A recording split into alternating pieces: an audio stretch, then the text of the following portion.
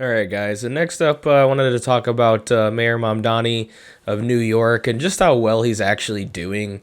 And just to go over some things because he's been striking it out of the park. Honestly, it's a shame that he can't run for president because he's great. I really like him.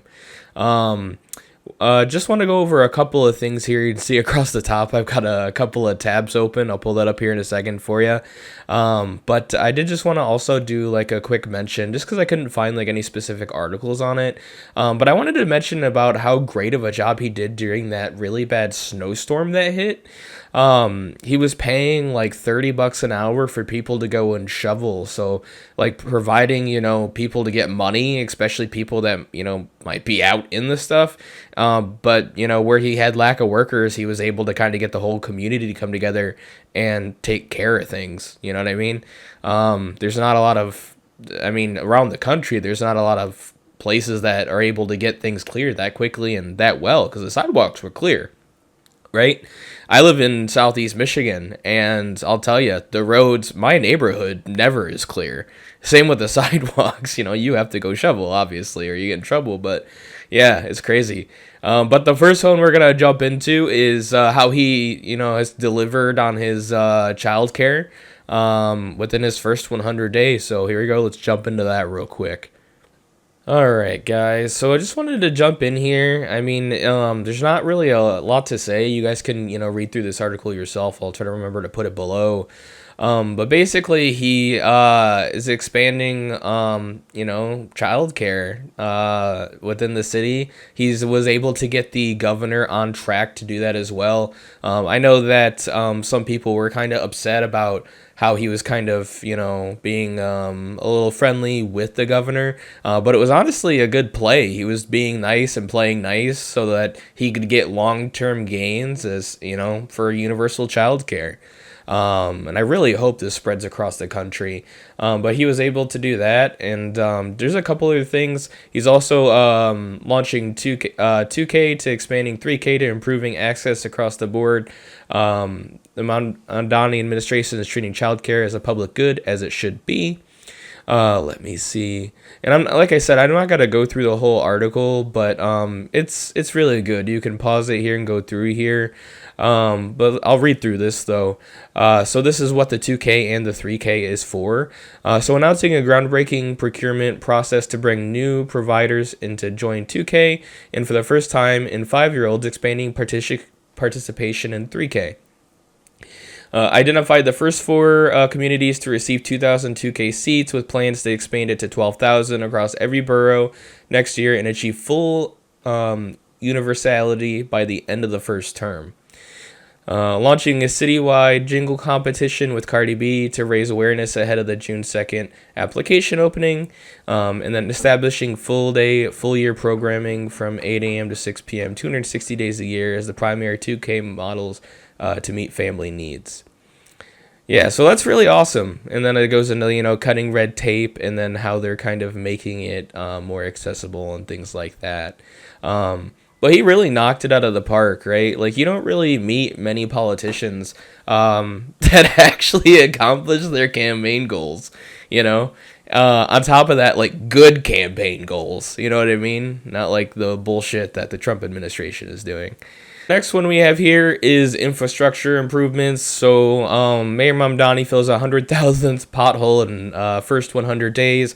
This is crazy considering I live in Michigan where like they literally have like ice cream named after like Michigan pothole. It's crazy.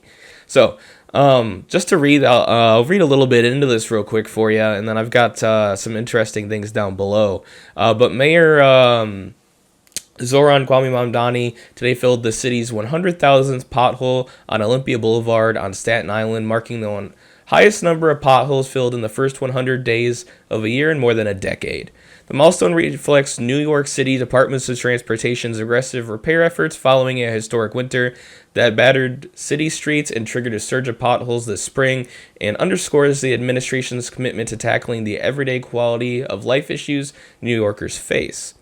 And then I also wanted to kind of point out down here, It looks like they had blitz days, so there were specific days that they went out. Like, so March 14th, they filled 7,200 potholes, 8,000. Like, this is in 3 days. Like, this is pretty cool. That's crazy. It's a lot.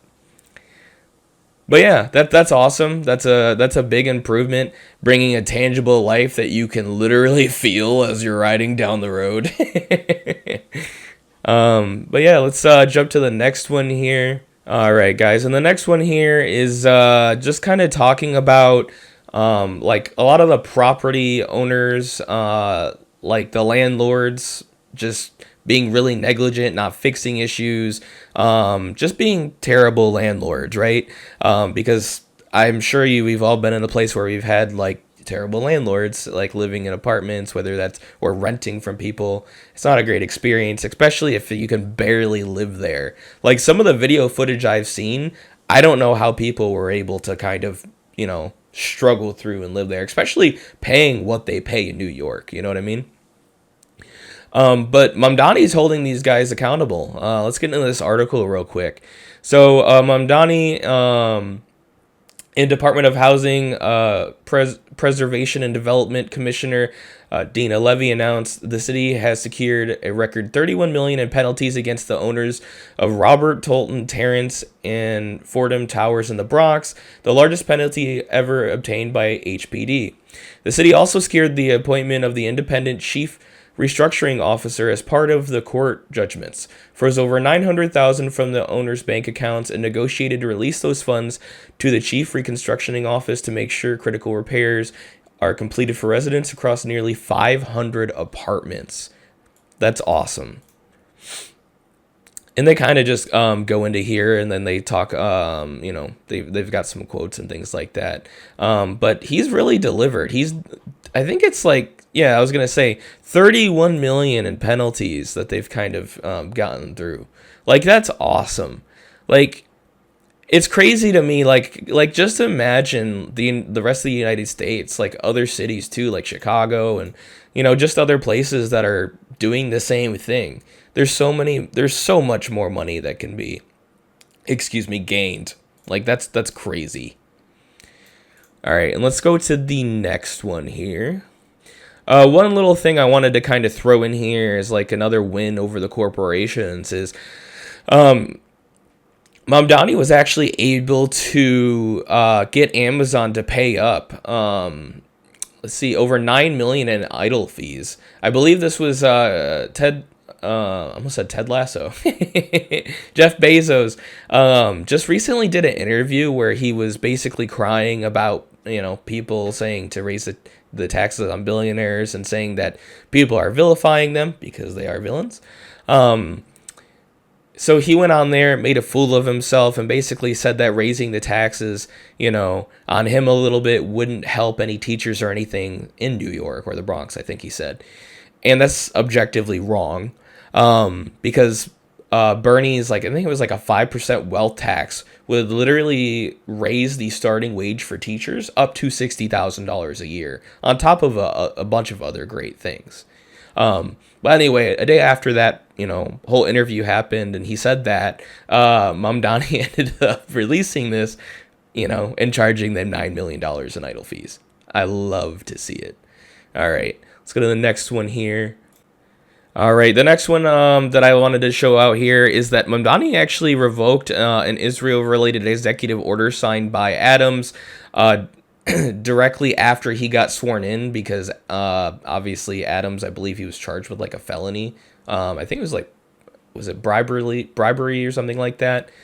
But let's see here. So Mamdani used his executive power to revoke a handful of orders put into place by his predecessor after the former mayor was federally indicted, including a directive that expanded the definition of anti-Semitism and another that barred city employees and agencies from boycotting or divesting from Israel. Mamdani signed the orders on Thursday afternoon, just hours after his inaugural ceremony. As part of the move, he rescinded the directive signed by the former mayor Eric Adams after September 26, 2024. The date Adams was indicted. So not a felon or anything, but he was indicted. Let me see here. And then speaking to reporters on Thursday, said that that marked a moment when many New Yorkers decided policies held nothing for them. Adams has denied any wrongdoing, and the Trump administration later sought to drop those charges. That's hilarious. Against Adams, which were eventually dismissed by a judge. So yeah, that's cool. I love that.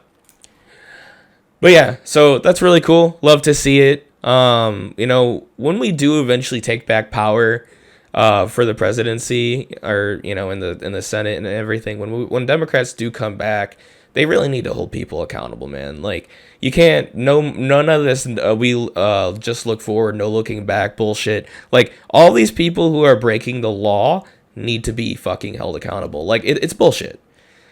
All right, guys, and we're almost done. I got 2 more here for you. The next one here is this is Mamdani. He's taxing the rich. He had that video posted where he's like, "Hey guys, today's the day we're taxing the rich," and it zooms in on his face real close. I love that video, by the way. This is awesome. This is just one of the articles that I kind of just pulled up to kind of just have something to show you guys. But basically what it is it's a tax on the ultra rich, and it's only taxing the properties of where they don't live or any second home there. And it has to be, I believe it's valued at $1 million or more. Those ones are taxed, right? So a lot of these other people, they're all right. And it's also anyone who has more than one home. So they should be fine. But let's go ahead and read into this just a little bit just to give you guys a taste. So let's see here. So New York City's new tax on second homes will more than double property taxes owned by wealthy luxury apartment owners, according to tax experts, which, again, do not buy into this stuff because it literally is going to be the ultra rich. It's the secondary homes, and they're not going to notice it, all right? It's all the ultra rich people. But state lawmakers on Wednesday passed a tax non-primary residents in order to help close the city's budget gap. The so-called peer-to-tier tax, sorry if I butchered that, probably did, will be imposed on second homes valued at $1 million or more. It's expected to raise $500 million in revenue. Details on the tax obtained by CNBC show that property tax would take in effect 2 different phases. First 2 years, the tax would tax years 2026 to 2027 and 2027 to 2028. Condos and co-ops valued at more than $1 million by the city's Department of Finance will be subject to the tax. Properties worth between $1 million and $3 million will face a 4% annual tax. Property values at $3 million to $5 million will face a 5.25% tax, and those above $5 million will face a 6.5% tax. While the tax seems large, tax experts say the city's antiqued assessment and valuation system dramatically undervalues the properties, reducing the burden. City valuations can often be 10% or less of the true value market, they said. So basically what this means is while they say that these taxes seem high, the valuation system that looks at those buildings actually undervalues them by about 10% or so. So it actually really helps them anyway. So they actually were underpaying their taxes if this valuation system was still doing 10% anyway. So they've been underpaying this whole time. It's so stupid. But again, it's fine. Like, these guys will be okay. They're not going to notice it. And I'm pretty sure these ratings are matching New Jersey's ratings. So it's really not that big of a deal anyway because they're already a thing just over the water. But yeah, so that's all I really wanted to point out there. I'm really, really a fan of this. But yeah, guys, that was all I kind of wanted to touch on today with Mamdani. I think he's doing a phenomenal job. Again, I wish this man could run for president because he's great. I know that people out there are worried that he's going to, force people into Sharia law and all this crazy shit. Like, if you're just racist, say that. You know what I mean? Like, all these people looking into all this shit and attacking the actual person because they have no argument on their substantive issues or anything like that. It's really annoying. I really wish we could go back to actually debating people about policy issues and not people's fucking genitals. It doesn't matter.